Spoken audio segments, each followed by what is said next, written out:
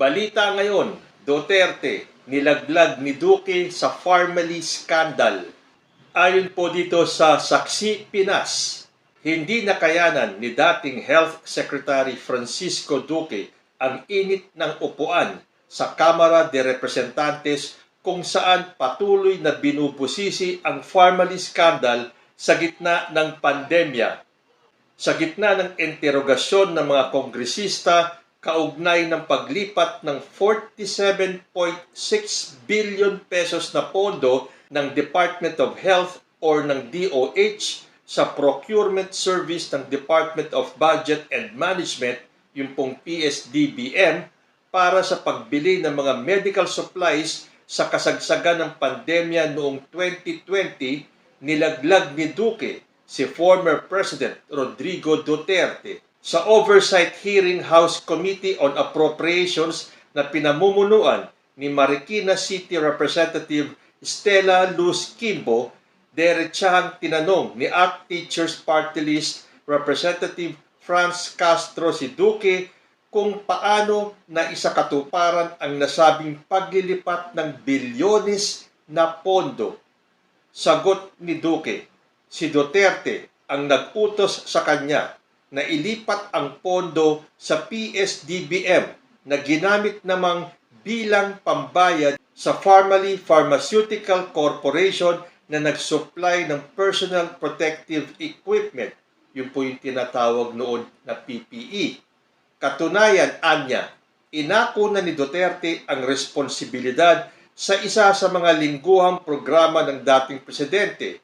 Publicly, this was made by the President in our meetings in the weekly meeting or talk to the people.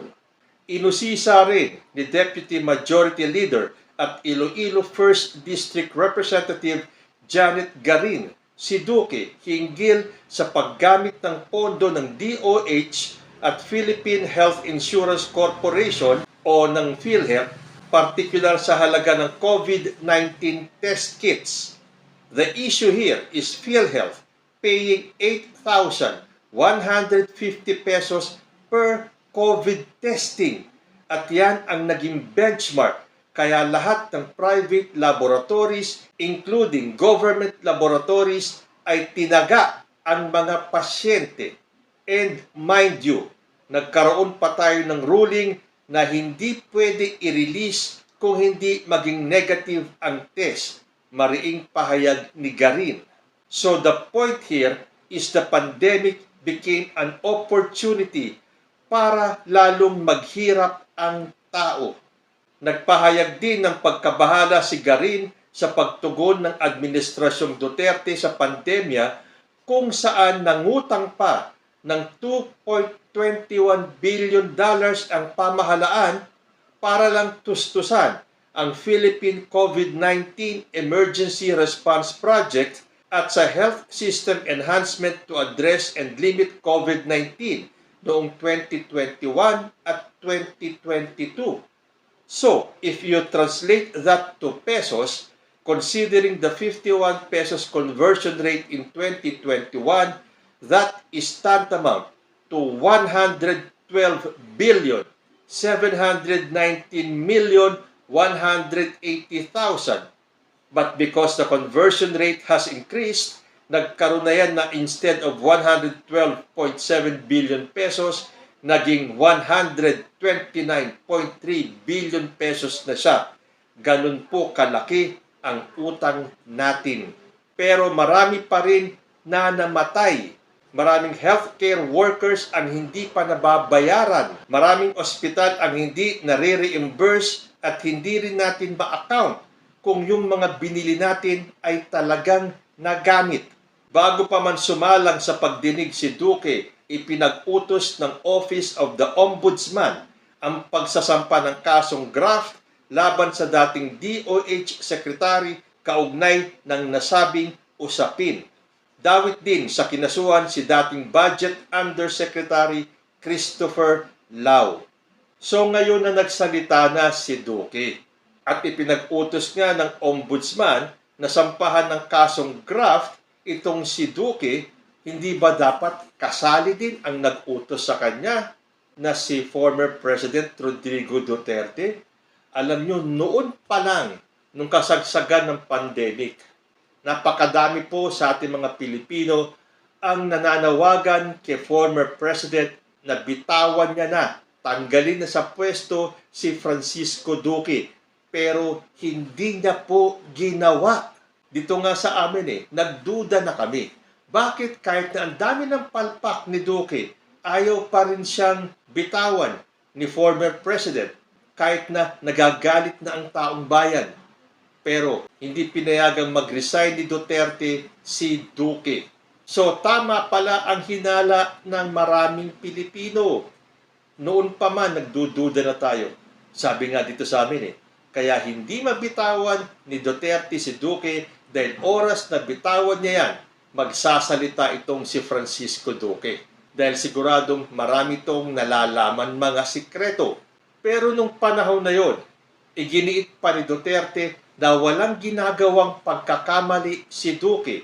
Ayon po dito sa Philippine News Agency, published noong August 17, 2021, Duque did nothing wrong. Yan po ang sabi ni Duterte. President Rodrigo Duterte said he would not accept Health Secretary Francisco Duque III's offer to resign over deficiencies in his department's handling of the 67.32 billion pesos funds for COVID-19 response. Sa isang pre-recorded na public address ni Duterte, sinabi niya that Duque attempted to resign twice. So inasahan na naman ni Duterte na magre-resign ulit si Duque. Pero hindi siya pumayag. Sabi ni Duterte, alam ko gusto mo nang mag-resign, pero alam mo rin na tatanggihan kita ngayon. Duterte insisted that Duque should not resign because he did nothing wrong. Dagdag pa ni Duterte, I expect you to say something to me after this, mag-resign ka. Sabihin ko sa'yo, hindi, wala ka namang ginawang masama. Bakit ka mag-resign? So wala talagang ginawang masama si Duque dahil utos pala yun ni Duterte. So sino ang may masamang ginawa rito? Si former President. Sabi pa ni Duterte noon, doon sa mga naniniwala that Duque was corrupt, dapat daw magsampa ng kaso before the Supreme Court. In the end, if you find that there is mga nawala dyan, mga 500 pesos, edi magdemanda kayo, punta ng Supreme Court. The Supreme Court will be a fair arbiter of things. He said he would not allow any of his cabinet members to steal from public funds. Ako mismo, Presidente, ako mismo nangako na, I will protect you. It includes your money. Do you think papayag ako na may isa dito sa cabinet member magnakaw maski 1,000 pesos? You really think that I would allow it? Ano itong mga nangyayaring ito? So sinabi na nga kaya hindi mabitawan ni Duterte si Duque during that time dahil magsasalita itong si Duque. Ngayon, inilaglag na siya ni Duque. Ano pa kaya ang mga susunod na sasabihin ni Duque? So, ito po ba ay nagpapatunay na corrupt itong si Rodrigo Duterte? Kasi kung matatandaan ko nung panahon ni Duterte, nagkaroon na po ng hearing sa Senado tungkol dito sa Pharmaly scandal na pinangunahan ni Drilon at ni Gordon. Sabi po sa balitang nakalap ko, tinawag pa ni then President Duterte si Dick Gordon at si Senate Minority Leader Frank Drilon na mga corrupt. Sabi ni Duterte, alam mo sa totoo lang, Gordon pati Drilon, hindi ako aabot sa presidency from my mayorship sa presidency kung corrupt ako kagaya ninyo. Dahil hindi nga naman daw siya aabot sa pagka-presidente kung naging corrupt siya. Dahil nung time na yon may sinabi pa si Duterte, na guilty siya sa ibang mga crimes pero hindi tungkol sa corruption or pag ang pinag-usapan na ay pera. Ang sinabi pa dati ni Duterte, what am I guilty of? Did I even steal 1 peso? Go, try and prove it. Did I prosecute somebody that I sent to jail? My only sin are the extrajudicial killings. Hindi kaya sa pag-amin niyang ito kaya lalong nag-init ang dugo ng ICC at hinabol si Duterte? Sinabi pa dito sa balita, on June 29, 2017, to emphasize what he called his hatred of corruption, he admitted that he had once been corrupt himself. I hate corruption. I am not being holier than thou. I also stole a lot, but it is all used up. So it's gone. Son of a bitch, I don't, but corruption is really out during my term. So hindi papayagan ni Duterte na ang kahit na isa sa kanyang tauhan ay mai-involve sa korupsyon. Ngayon, nagsalita na si Duque. Ano kaya ang matatawag natin dito?